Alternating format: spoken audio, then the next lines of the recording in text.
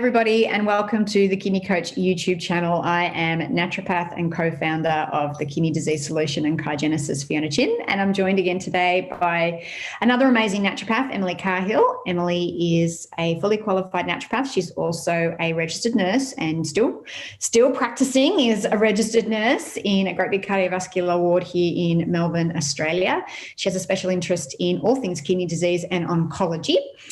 You were in an oncology unit before your days in the old cardiovascular unit. And from what I remember is maybe I shouldn't say this out loud for your workplace, but you enjoyed the oncology part more, didn't you? I did love oncology. I digress, but what was it about oncology that you loved so much?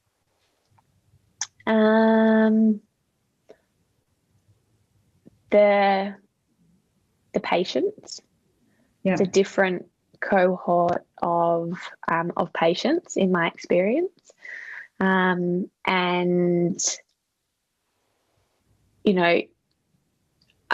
any disease is obviously extremely stressful and difficult, but there was something, I guess, about supporting someone going through cancer treatment and going through that sort of process that is very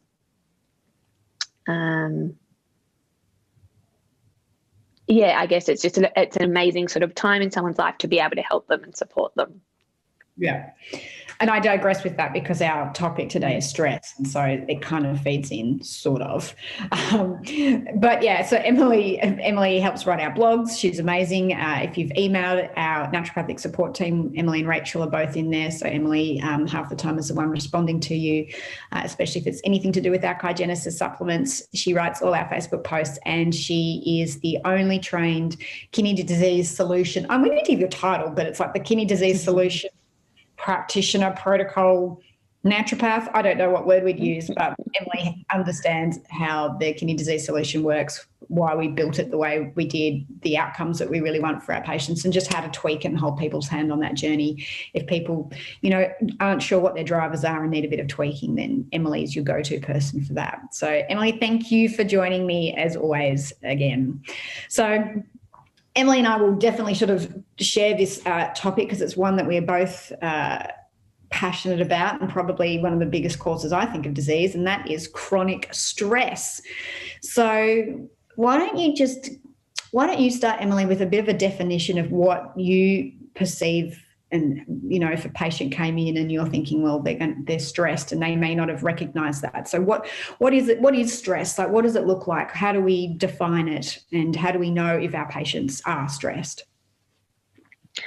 I think there's a few different things we need to think about when we're assessing stress or talking about stress, because I'll often have clients coming in, and when I start to talk about their stress levels, oh no, my stress isn't very high. I can manage it, all those sorts of things, because people perceive stress as just being that feeling of feeling stressed or overwhelmed, like that sort of, I guess, emotional connection to what they think stress feels like. And yes, that's certainly a part of stress, and it's certainly something that we talk about. But we also need to look at stress, in its bigger context, which is anything that is, that I guess is stressful on the body, or anything that puts the body out of balance, or anything that the body needs to work harder to deal with. So yes, our emotions are definitely a massive part of that, and that can definitely affect our physiology of our body. But also the food we eat can potentially be stressful on our body. The toxins that we're exposed to is another form of stress. Physical activity, too much or too little, can be stressful on the body. So I guess what I sort of try to explain to people is that though they may not perceive that they feel stressed in whatever that means to them, that their body may actually be under a lot of stress. And then, I guess also a lot of people don't I guess, connect sometimes with the fact that they are actually potentially very stressed. So, yeah, that there's that kind of disconnect between the body and the emotions and those sorts of things. I don't know. I think I went off on a tangent there. I don't know if I answered the question. That's a good thing, I think, to flag, because I will often have patients where you will run, and I'll get to the blood test and the pathophysiology in a moment, but you'll run tests and you're like, your cortisol levels are really high. Are you stressed? No, we're not stressed. Okay, tell me about your life. Well, I work 80 hours a week. I commute in 2 hours each day. And I'm like, well, there's stress, but you're not, maybe you're a lawyer and you're used to working at that high pace, but your body is not. And so it's functioning under stress, as you're mentioning. So I think it's good to mention, because some people are disconnected from what's going on in their body. And that's generally in these chronic stress states because they have to. So why don't we talk about what is the pathophysiology? What happens to the body when it is under stress, both acute and chronic? And what is the difference between acute and chronic stress? So acute stress is, I guess, more short-term. So a shorter-term period stress, as opposed to chronic being, generally chronic's sort of looked at as greater than, 3 months, say, of being in a stressful period. The way I sort of explain the way that stress affects the body is talking about the effect that it has on our nervous system. So we've got two parts of our nervous system. We've got our sympathetic nervous system and we've got our parasympathetic nervous system. Our sympathetic nervous system is known as, our fight or flight. So in periods of stress or busyness or overwhelm or whatever it is, it's our sympathetic nervous system that switches on, and that then has this myriad of different effects in the body. So we start to increase some of our secrete some of our stress hormones, so things like adrenaline or epinephrine, to remember that, and noradrenaline, and things like cortisol as well, which are all the hormones that get excreted in the body in stress. In the short term, our sympathetic nervous system, the effects that it has on the body can be really beneficial, because what it's basically doing is setting you up to either fight or flee. And in that sort of situation, if you say were, running away from a saber-toothed tiger, you want to either be able to get away, or you probably don't really want to fight it. So really you just want to run away. And your body's going to put all of its energy into doing that. And part of when it does that is it starts to reduce the function or shut down certain other areas of the body that aren't necessary to your survival. So things like our reproductive system and our hormones and our gut. Like, it doesn't matter if you're digesting your food when you're trying to run away from that tiger. All of those sorts of things then don't function sort of as well or properly in those situations, which is fine if, it's short-term stress and you run away and then 5 minutes later, things are back to normal. And so then those levels of those hormones start to reduce, and we can go into our parasympathetic nervous system, which is kind of our rest and digest side of our nervous system. And that's when all the repair gets done in the body. That's when we're able to, break down and absorb our food properly, all those sorts of things. But if we're constantly in that overbusy, stressed, running from one thing to another sort of phase, then we're always in our sympathetic nervous system, and that's when the problems start to arise. So what type of neurochemical changes do we expect to see in someone with chronic stress? How would we know from a blood test? What would that look like? Yeah. So probably, cortisol is a marker of stress. So cortisol is released by our adrenals when our sort of sympathetic nervous system switched on. It's normal to have a certain amount of cortisol in the body because, it's necessary. But when people are chronically stressed, we can see different things. We can see really high levels of cortisol.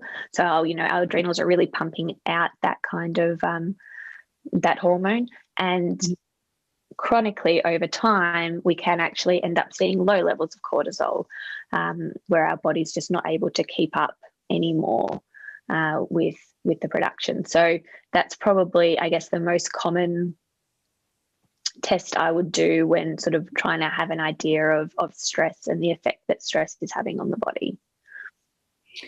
Yeah, and like you say, it's like cortisol naturally rises, but it can stay up for quite a while before it slowly comes into the low cortisol phase. And I guess when we see people with super low cortisol, that's when people should generally be symptomatic, because they'll be thinking they have something like chronic fatigue is generally, which is obviously an end result of long-term chronic stress. And I can't remember if you said this, but there's nothing wrong with stress. Like you were saying, you did say this, a stress response if a saber-toothed tiger jumps out. The problem is that our lives, we sit in front of a computer and we've got mortgages and marriages or crappy relationships or the boss at work or, and whatever it is. And so you've got a saber-toothed tiger jumping out at you 24/7 in all these different forms. And we are not getting up and using our fight or flight reaction. We are sitting down, stationary, with elevated cortisol, and we're not burning it off.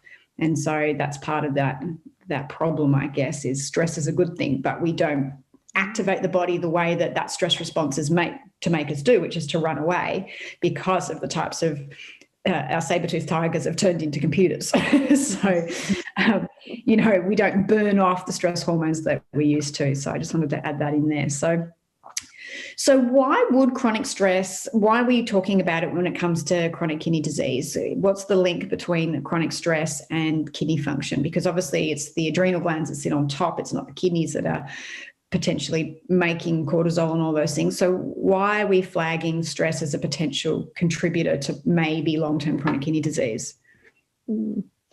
So stress, chronic stress has various different actions throughout our body, which then can go on to affect our kidneys. So we know that stress increases the risk of cardiovascular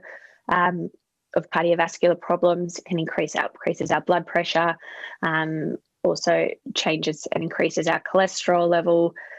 Stress as well is linked to the development of insulin resistance, and then can contribute to the potential development of diabetes. Chronic stress and stress over time, it changes the levels of inflammation, or it switches on some of our inflammatory type genes in the body as well. So we get higher levels of inflammation within the body. We know that inflammation is partly responsible or involved in the development of most chronic conditions, including kidney disease. It suppresses our immune system as well. So that can then go on and have follow-on effects through the kidneys. It, makes our blood stickier and more likely to clot and cause plaque. And so that also can reduce blood flow to the kidneys. So there's lots of, I guess, different areas that, stress and cortisol influence around the body, which a lot of them are known to potentially go on and cause kidney disease. Thanks for that overview. And I guess it's funny, I'm going to come back to what you were saying with working with cancer patients, that being diagnosed with something like chronic kidney disease is in itself stressful.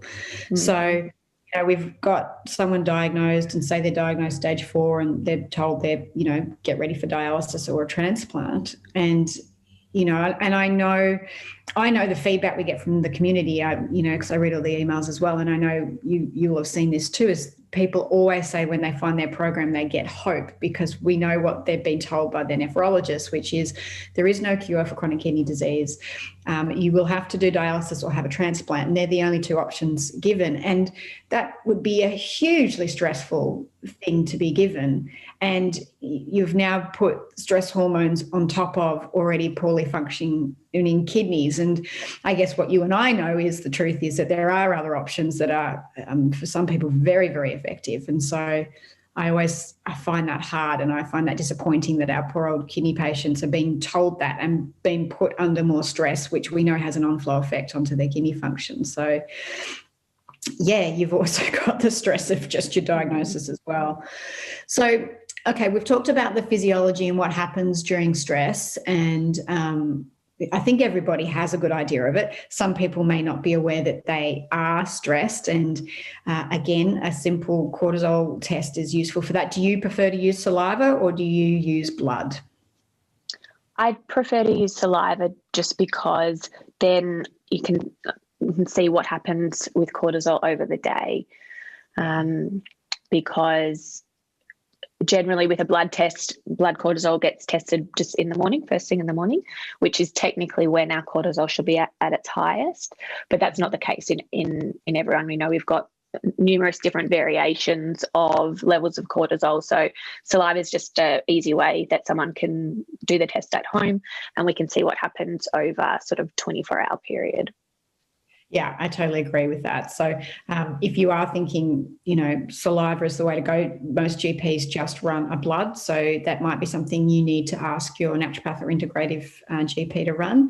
If you head over to our resource page, which I can't remember, I don't think Duncan's working on it at the moment, whether it's live or not, there's a link to my lab work, and they do run saliva cortisols. And what Emily's talking about over the day is, like she mentioned, first thing in the morning it's high, and then it should have a slow, lovely bell curve as it goes off during the day. But we'll see in chronic fatigue, it will often spike in the morning, or it will go down and come back up again, or it crashes in the afternoon where people get that really fatigued sort of thing. While we're talking about those lovely curves, and I know Emily is a coffee connoisseur, coffee and its effect on our cortisol response over the day. Do you want to comment on that? I'm giving her a funny look. Emily loves a nice big cup of coffee. So I'm giving her the eye. Yes, thank you. Yes, coffee does certainly affect our stress hormones, so adrenaline, noradrenaline, and cortisol. So yeah, for people, coffee is delicious. Yes. And it's particularly, when people are feeling fatigued and, having trouble getting through their day, which might be due to stress, is often when they reach for things like coffee. But it's really just compounds the problem, unfortunately. Emily says that with great sadness.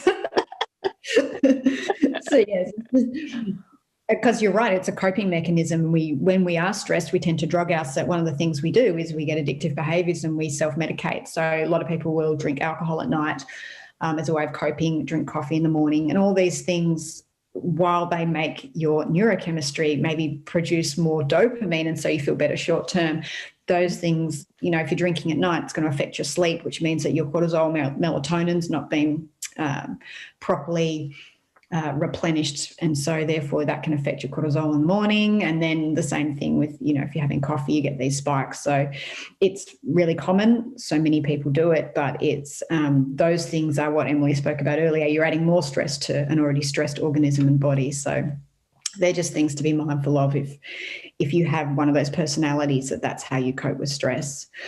Is there anything else you want to say about how the stress has an effect on our body and the biochemistry of it, or should we get into what we do about it and what do we do if we're chronically stressed? Like, what do we do about that? Yeah, probably that's the crux of it. What do we do about it? So what are your? I know what my favourite things to do with stress are. But what are your favourite things? If okay, well, this person, stress is a massive driver, and we had that case study that we did a couple of weeks back, and one of the things that you came to was stress was one of the drivers. Once you'd gotten right down, we talked about that probably being the thing that why her blood sugar hadn't regulated with everything that had been done. So, what do you like to do? How do you treat stress? Yeah. So I think the first step is in getting people to recognize if they are stressed, because if someone doesn't feel like they're stressed or doesn't recognize that they are stressed or the effect that it could be having on their body, then they have no reason to do anything about it. So that's sort of the first thing that I go through. And then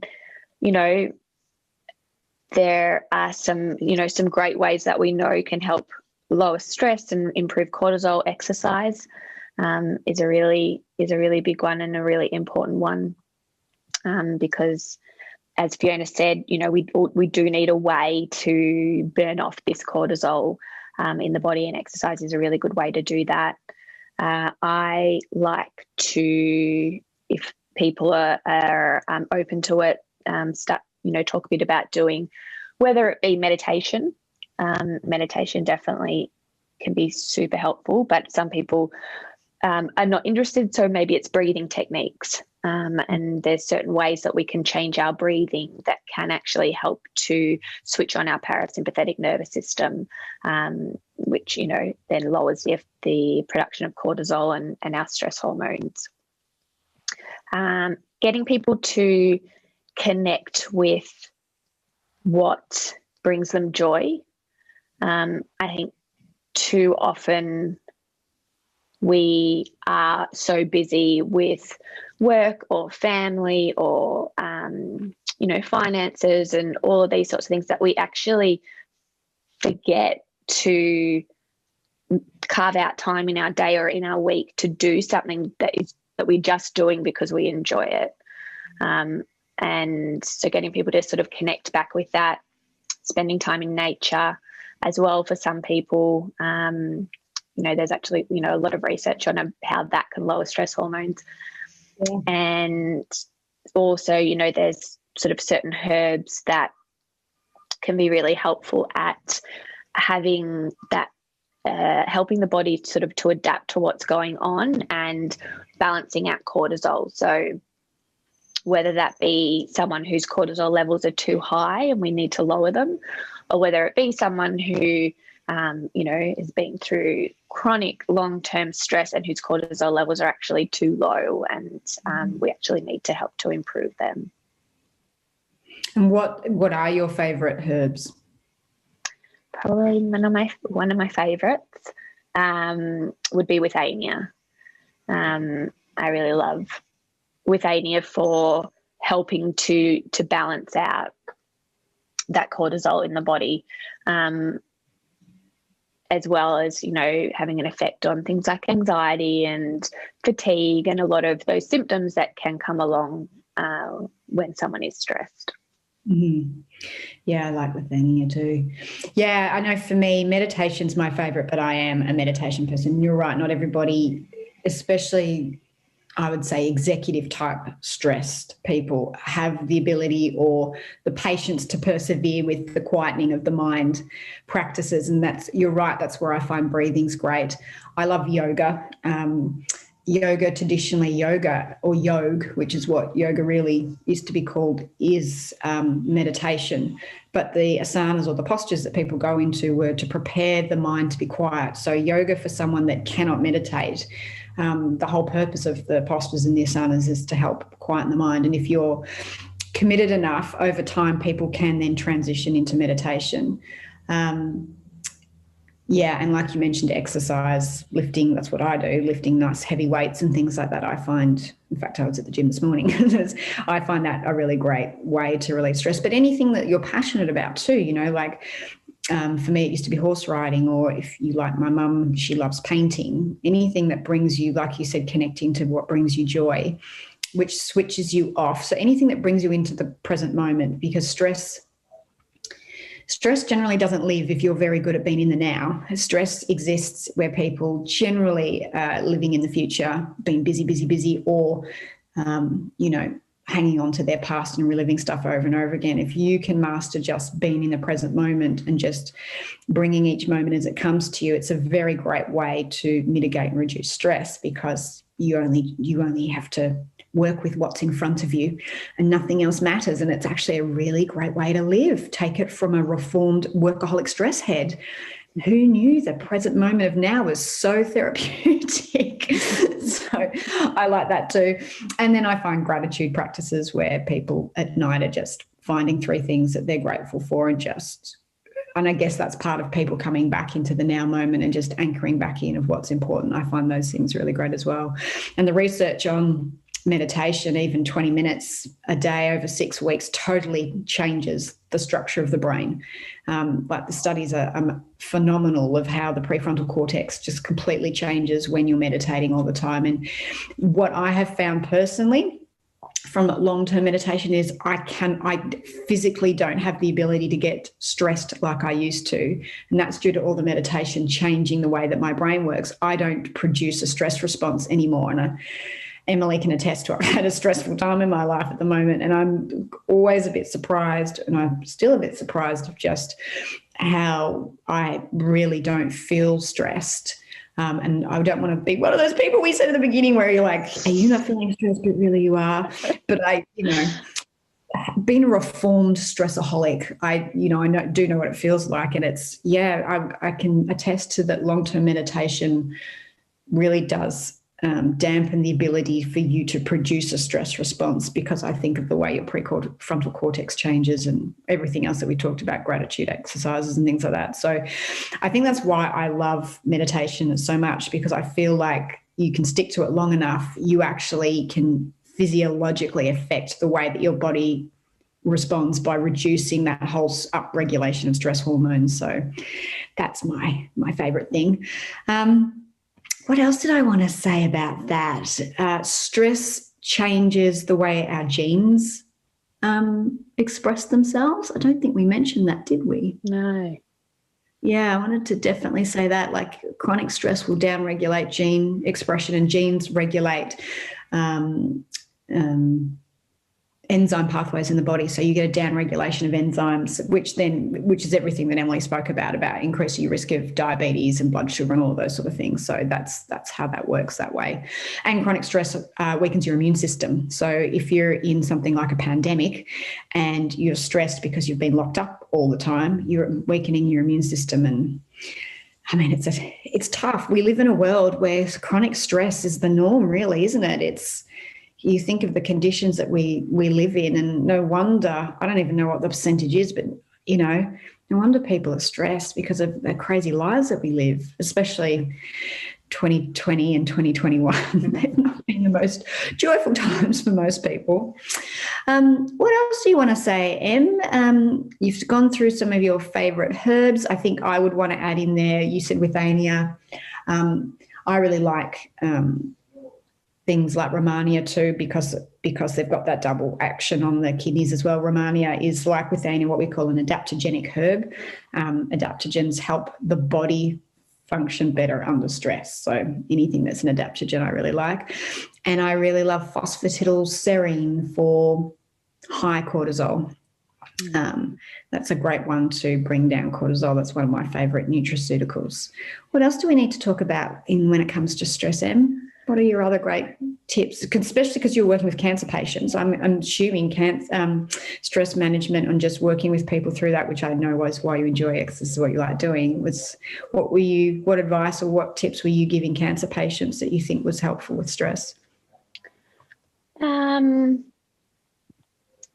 think one part of it as well, which I guess, helpful with stress, is acknowledging your emotions. I think one of the potential problems that we can run into in trying to, whether it be manage stress or manage our emotions, or is forcing ourselves into, thinking positively, and I must be grateful. Like, I've got things I'm grateful for. Other people are worse off than I am. Like, and I would hear that a lot. Like, I remember one patient who was really unwell and really in a lot of pain. She had awful severe mucositis from sores and ulcers from her treatment. And she was, on the ward, and we were managing that.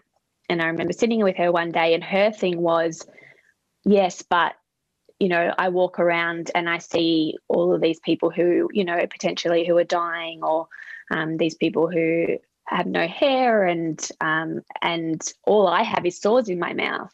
and she was, she'd only not long been diagnosed and was sort of going through treatment. And, she really, that trying to,